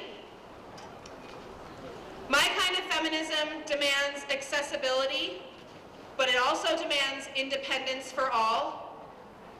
It demands accessible and affordable health care. If your kind of feminism does too, say me too. Me too! Okay, you guys, thank you for hanging on there. I see the crowd's dwindling, and I appreciate everyone staying here. We have 3 speakers left, and they have some really important things to say, so if you can just hang in there a little bit longer, we're almost done. We're almost there. We've got empty chairs up front, we got space heaters, so use it. Rebecca's going to introduce our next speaker. Yes, and this one's going to be worth it, so please stick around. I have the honor of introducing Kathy Littleleaf, who I've gotten to know over the last month in various different forums and conversations. She has taught me so much about the complex issues of missing and murdered Indigenous women in Montana and in Canada.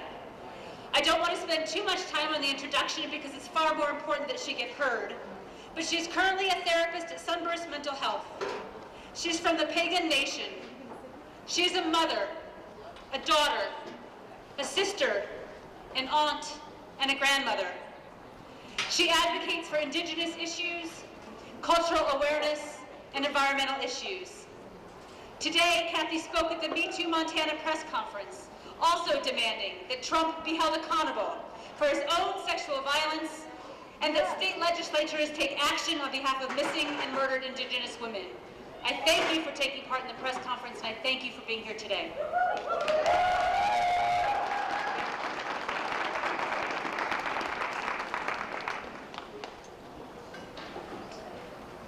Okay, can you hear me? Yeah. Okay. Yeah, that works. Thank you. Hello, my name, oh sorry, this is sliding down on me. Thank you.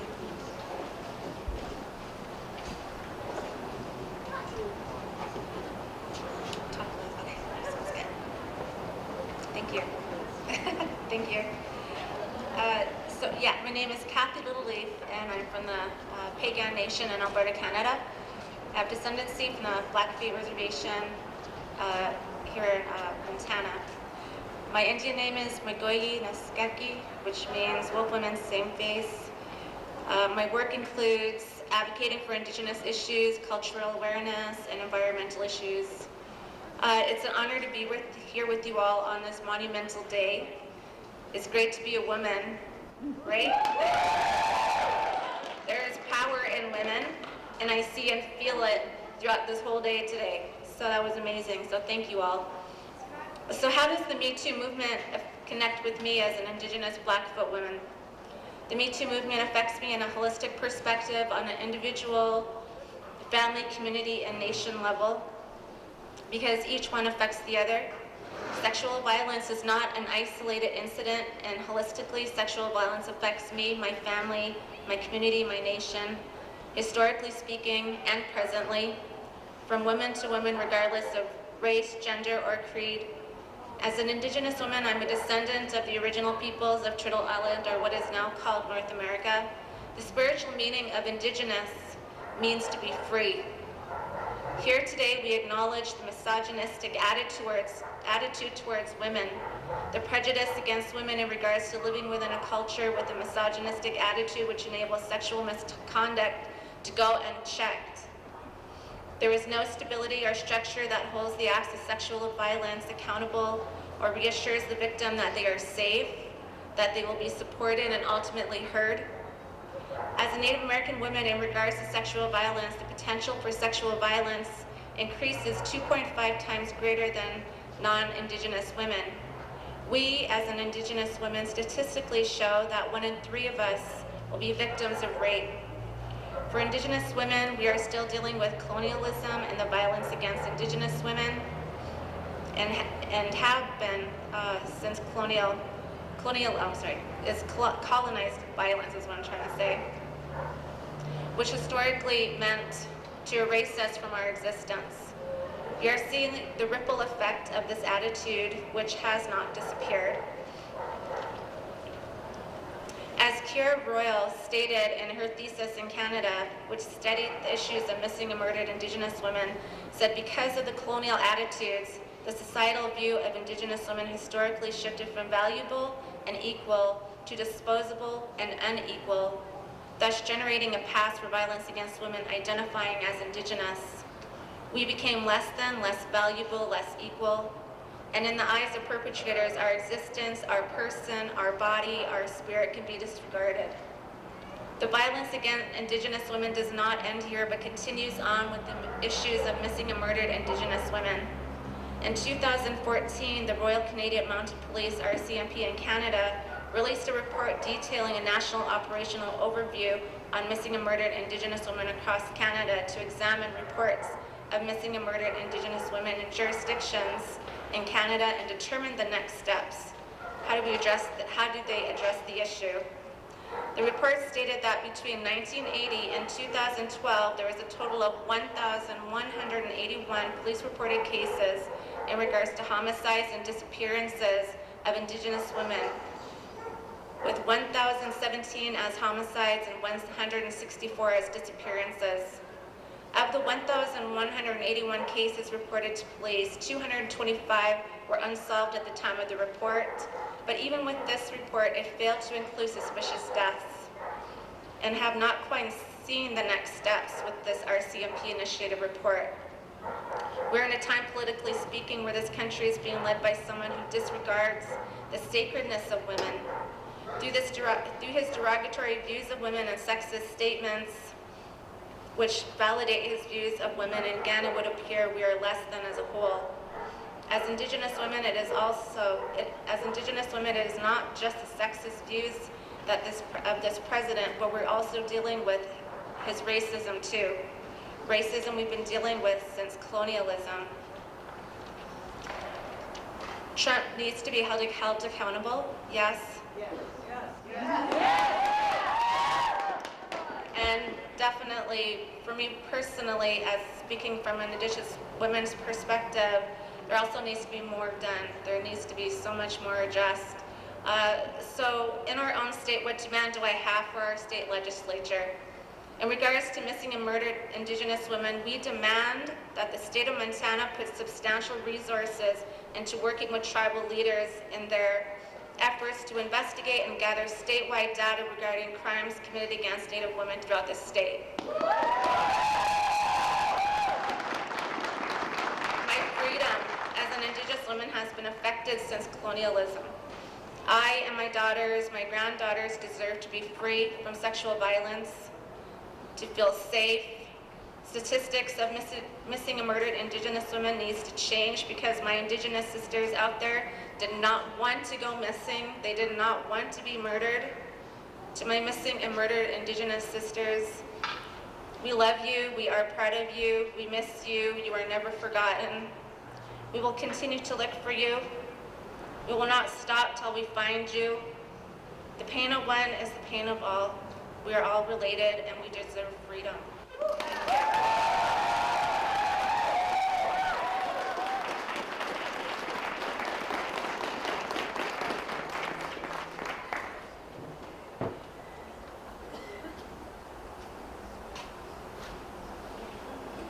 So what do we say to that? My kind of feminism knows that Native lives matter, and that attention must be paid and action must be taken for all missing and murdered Indigenous women. If your kind of feminism means this too, say, me too!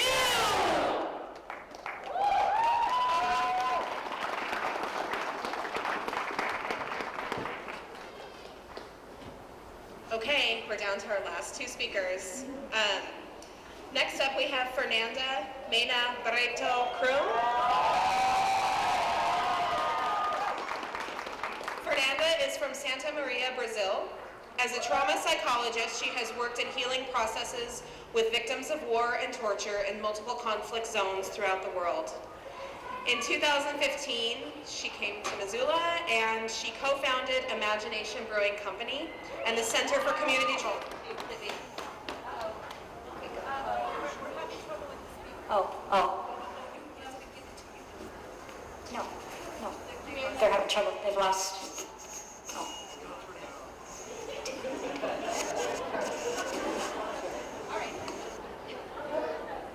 Hang on. Tell me what democracy looks like. Okay, we're back in business. All right.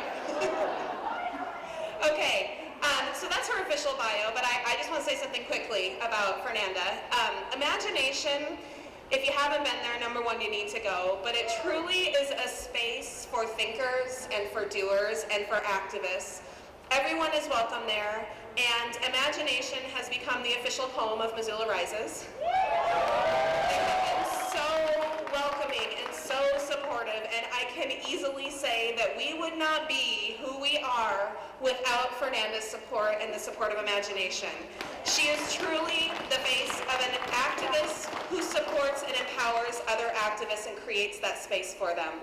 So we thank her from the bottom of our hearts. And every Wednesday at Imagination Brewing, Missoula Rises has our Civic Action Work Party. So you should come join us and write postcards to your members of Congress and others. Without further ado, here is Fernanda.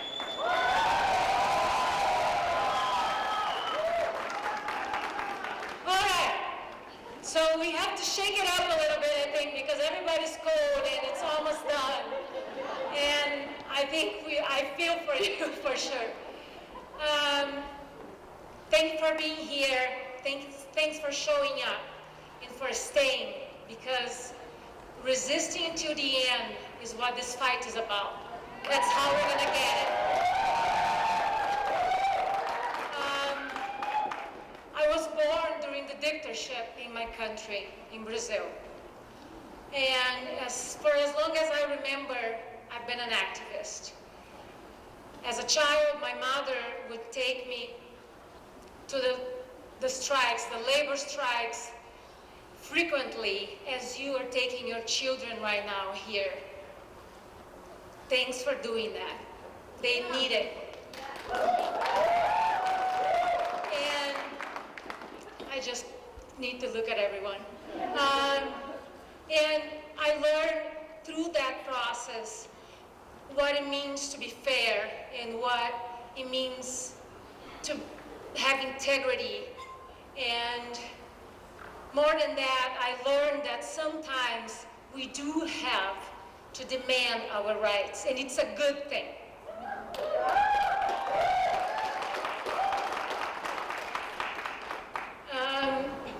I learned also, which is for me one of the most important things, the values of humility and selflessness when I worked with people in the slums of my country and in war zones around the world. They taught me the equality of it doesn't matter where we are, who we are, how much money we have, it's all the same. We come from the same place and we are going to the same place, the earth. It's been a while since I've come to the streets, and I thank Missoula Rises and Aaron and the committee for the generosity to invite me to come here today. I come to the streets and I've been there because of all the brothers and the sisters that have inspired me and the ones that have made me who I am and whose voices right now have been silenced for some reason. I go for all of them. For the homeless people that come to our place to ask for water, I go for the Palestinian boy that told me that he needs to stay in his roof to protect his family during the night. All of the ones that we, as people of privilege here, can and have the duty to serve. Activism and service have to be felt, They have to be learned sometimes. And we can teach people. We can inspire people. We can expose people to positive change and positive activism until the point that they want to start doing, like we're all doing here.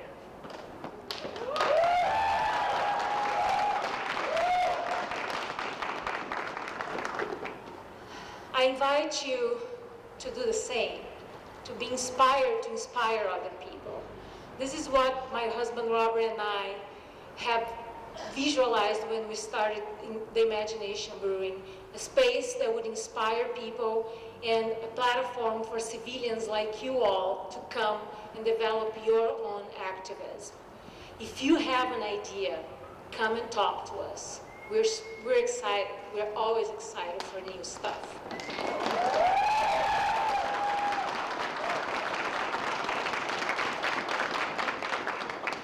Okay, so with no more stuff, things to tell you, more concrete here is you are all here for a purpose. Follow your purpose, but follow it intensely, not just half of it, just intensely, and find more and more creative ways of doing that so you inspire people around you to the point that they can start doing the same. Follow your heart, follow your passion, and get involved. Invite someone to go and do it with you. And one for me, or the most important and probably powerful ways, if you can take the risk to practice, is engage on a social, not political, but a social conversation with someone that might not be ready. But ask that person about their interests, their hopes for the world. We all have them. And listen to them genuinely with interest. Show them that you care of what they have to say to you. After that, you tell them your own interests and your own hopes for the world, and maybe find some commonalities between the two of you. Do that with so much excitement that you can make them feel so good about themselves after they finish, that you finish the conversation, and about that connection that you just made with them. Finally, don't miss the opportunity to do things like that. Do it. So remember, we are doing it. Not we can, not we will, not we should. We are. Thank you very much.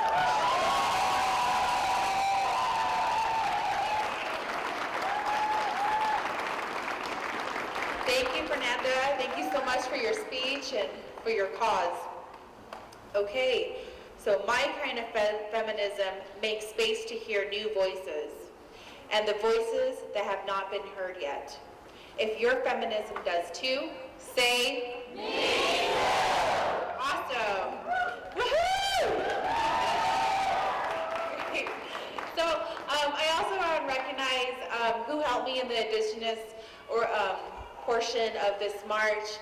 I want to have Brianna Lamb step up onto stage. I want to acknowledge her and her hard work and effort with me. Give her a round of applause. Brianna is a Assiniboine and she's from Fort Belknap.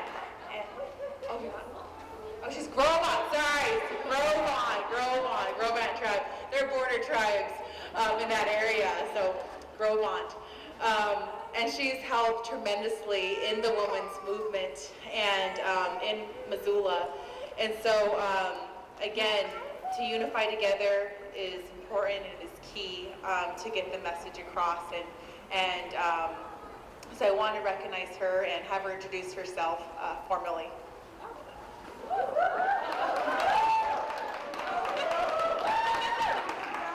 Hi, thank everybody for coming.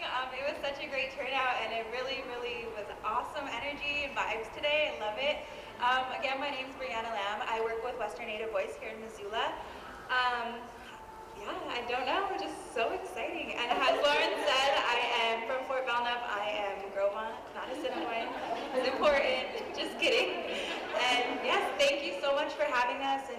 letting us be involved in this. It's really, really great.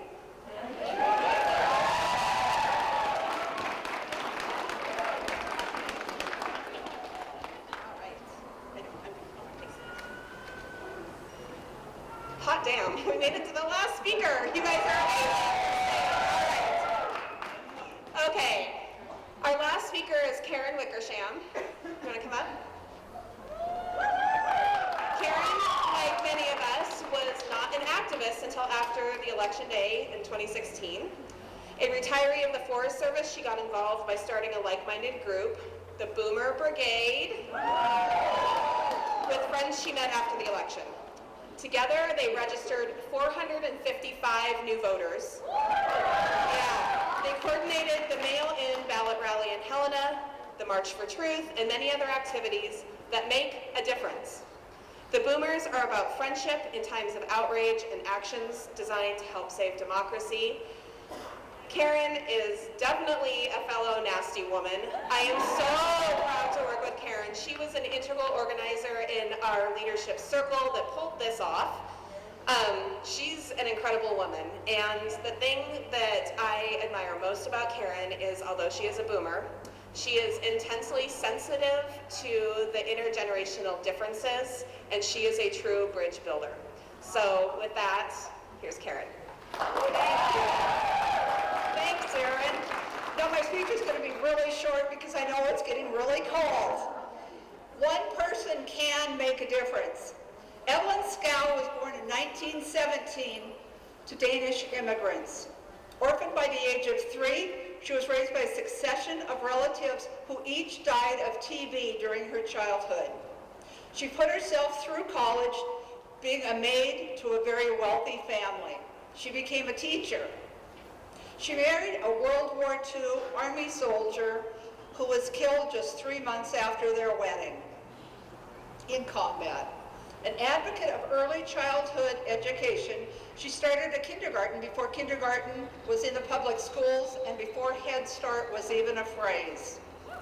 When institutions in Montana closed their doors to the disabled, she applied for and received a Kennedy grant to establish a workshop and a home for the disabled in her community. It became a model statewide. In her lifetime, she opened her home to orphans of all kinds for days, months, and sometimes even years. She was my mother. She was an early feminist and a passionate activist. You all are here today because you are activists. What my mom taught me with her life passions is one person can make a difference. How? There are 3 things I want you to consider. 1, these are not normal times.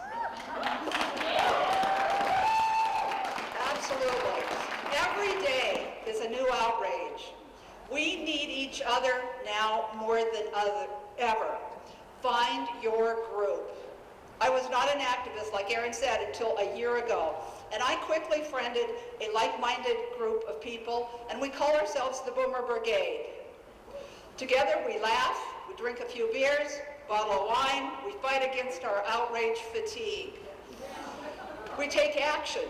It's no exaggeration to suggest that actions big and small in these times of extremism are critical to doing our part to save our democracy.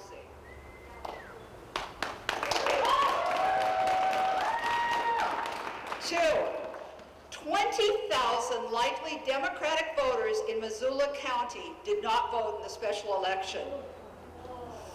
So we have a science-denying, press-punching extremist representing all of Montana. We must do better, and we will do better. Commit here today, each of you, to bringing 5 people who may not otherwise vote to the polls in 2018. We can and we must flip that seat blue. 3, I'm on my last point. When I was in Ireland with my husband a few years ago, I talked with a local Irishman about my Irish roots. He said something to me that I will never forget and is pertinent to my last point. When I asked him how the Irish and the Scots got along, he answered, well, we don't often disagree, and sometimes we don't even like each other very much. But at the end of the day, we all get along because we hate the English just as much. So, you might not like either political party that much. I'm asking you today to vote blue in 2018. Be like the Scots and the Irish because we all hate the extremism just as much. Change the party from within. Remember, there's more that unites us than divides us. United, we can and we will win, and we can save our democracy. Divided, we get more of what we've all witnessed over the last year. As rights are trampled, the free press is vilified, facts and science are questioned, and our planet's very health and existence is threatened. Remember, unity is not conformity. Every single vote counts. We've got the Democrats over there with the table. Sign up to be a precinct chair. Learn more about grassroots organizing. That's how we win. Be a part of the solution. Thank you, and remember, if nothing else, just remember one person can make a difference. It starts with all of you believing that. Thank you.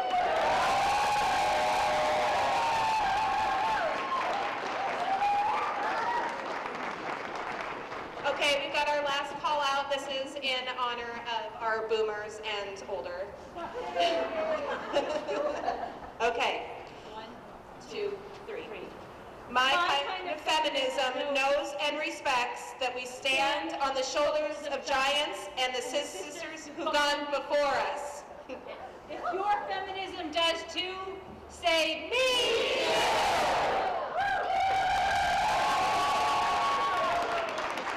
Okay, so this concludes the Women's March. Thank you so much for hearing the diverse voices of our community. As we end, we have a special treat from the Montana Women's Chorus. If we can all gather around in sort of a circle-like atmosphere, we're going to go out. Okay, we're going to stand together and sing. You guys will know this. We are going to end on an uplifting note together with the Montana Women's Chorus. One reminder when we're done, if you have a sign, don't dump it here. Take it with you. Okay. Save them for the next march. That's right. Okay. Thank you, everyone.